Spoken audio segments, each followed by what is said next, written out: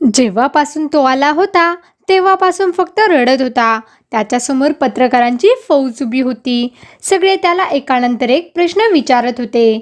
त्याच्यावर प्रश्नांचा भडीमार करत होते. पण काय बोलावं, काय उत्तर द्यावं हेच त्याला समजत नव्हतं.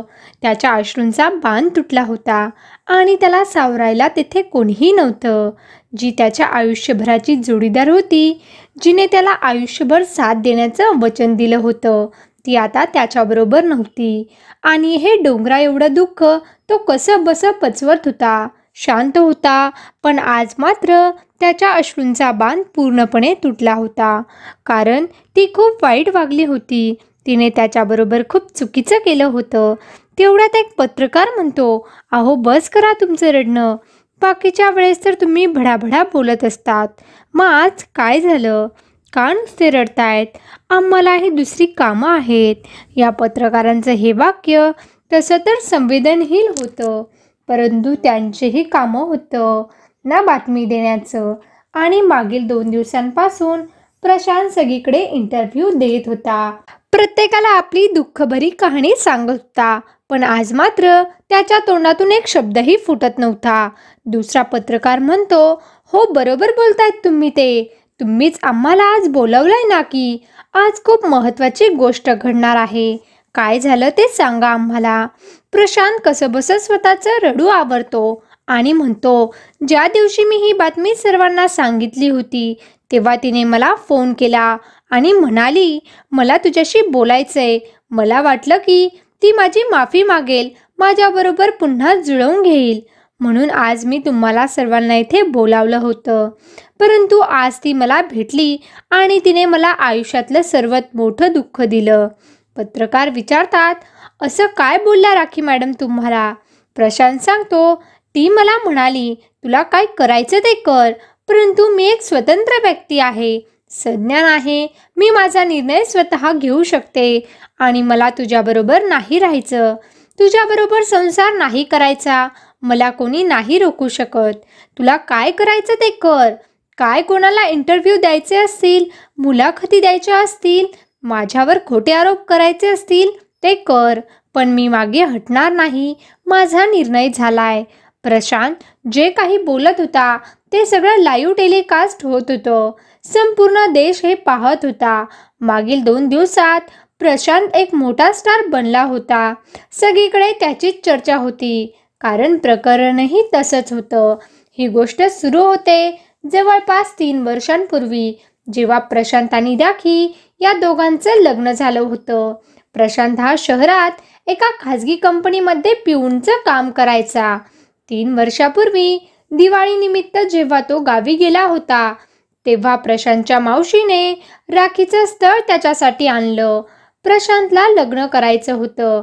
शहरात रोज बाहेर जेवण्यापेक्षा तेवढीच घरी खाण्यापिण्याची सोय होईल या विचाराने तो लग्नासाठी मुलगी पाहतच होता. आणि राखीलाही पाहताच तो तिच्या प्रेमात पडला, कारण राखी दिसायला तेवढी सुंदरच होती. नुकतीच 12वी पास केलेली राखी साडीमध्ये खूप छान दिसत होती. प्रशांत राखीच्या मामाला विचारतो, ही तर वयाने खूप लहान दिसते आणि आत्ताच तर 12वी पास झाली आहे ना, मग तिला शिकू द्यायचं. एवढ्या लवकर का लग्न करतायत? राखीचे मामा म्हणतात, ती लहान आहे पण 18 वर्ष पूर्ण आहे. तिचे आईबाप 2 वर्षांपूर्वीच वारले. मीच सांभाळतोय तिला. इथे मलाच माझं करता येईना.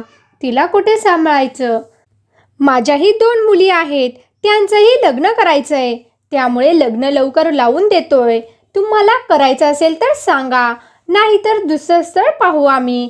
हे ऐकून प्रशांत खूप घाबरतो आणि म्हणतो, नाही नाही मामा, मी तर फक्त विचारत होतो. एवढ्या सुंदर मुलीला कोण नकार देईल? मी तुमच्या राखीशी लग्न करायला तयार आहे. हे ऐकून सर्वांना खूप आनंद होतो, परंतु राखीच्या चेहऱ्यावर कोणतेही हावभाव नसतात.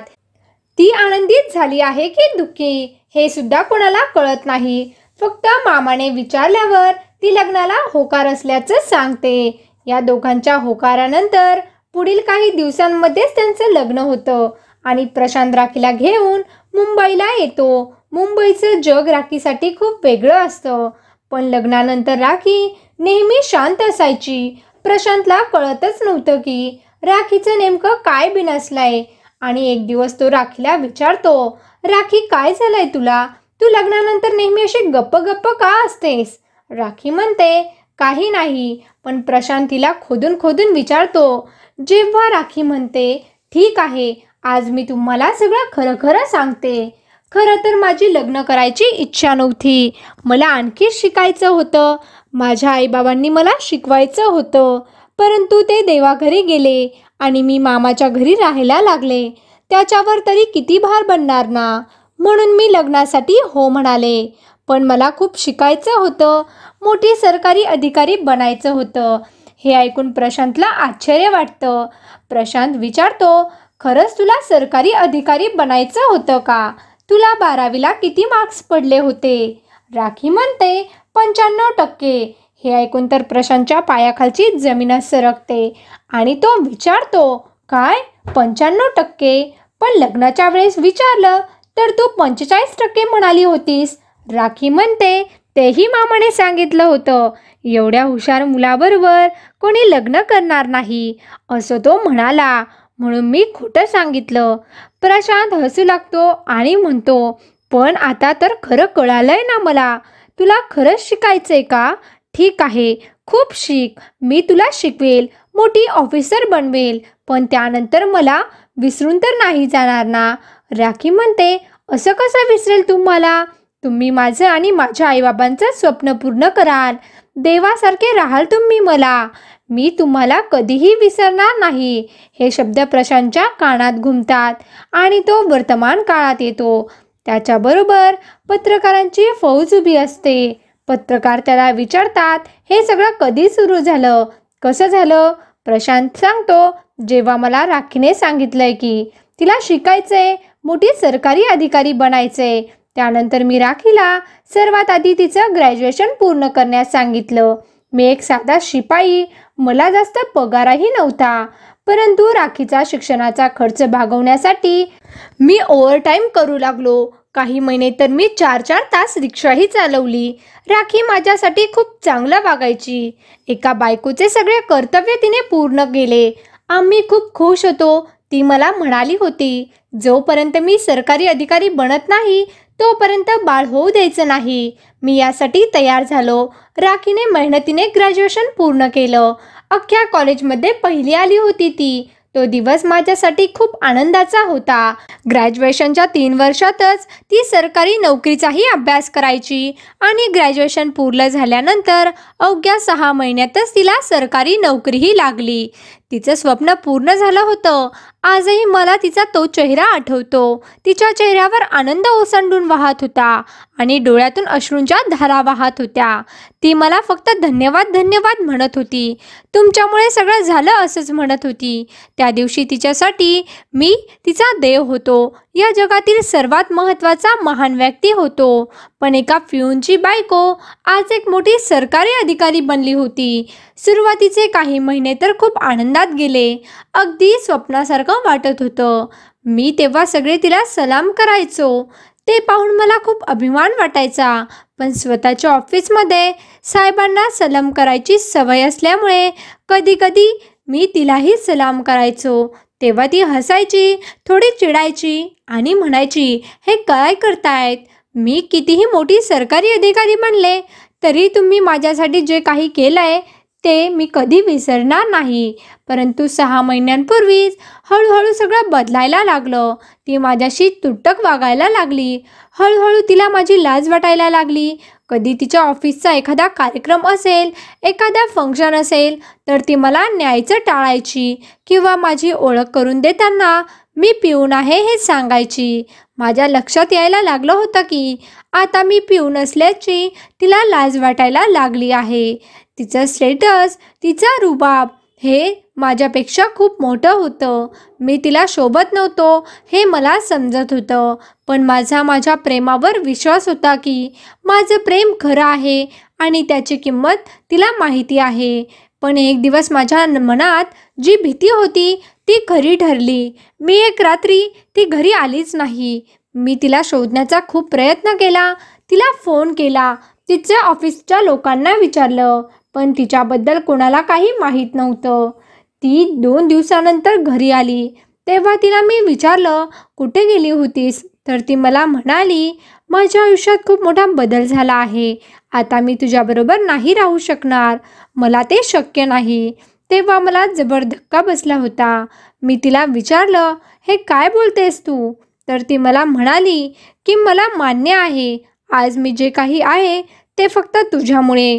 तू होतास म्हणून तर मला हे पद मिळालं, ही सरकारी नोकरी मिळाली. परंतु माणसाचे विचार बदलतात, माणूस बदलतो. तसंच आता मीही बदलले आहे. मी नेहमी तुझा आदर करत राहील, परंतु आता मला तुझ्याबरोबर संसार करणं शक्य नाही. मी तुझ्याबरोबर जगू शकत नाही.